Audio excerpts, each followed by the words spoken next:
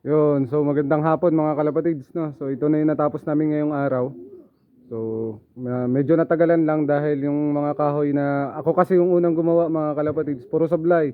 So inayos pa ni Idol Kapakpak mga kalapatids, no? So pero may sahig na, then may bubong na mga kalapatids. So sana bukas matapos na namin ni Kapakpak, no? Ni Idol Yuri Chris Lop TV mga kalapatids, no? Si Idol Kapakpak ng Puerto Princesa mga kalapatids, no? So lalagay natin sa screen yung kanyang Facebook page at anong kanyang ano, no? Tawag dito, kanyang logo para makita nyo agad mga kalapatids ang kanyang Facebook. Suportahan nyo mga kalapatids sa Idol Kapakpak.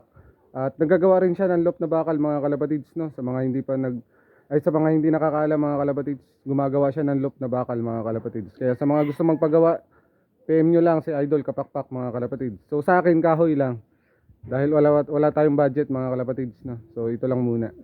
Yung mga tira-tirang kahoy lang to sa dati kong bahay, ginawa kong loop mga kalapatids. So hanggang dito na lang mga kalapatids. Bye.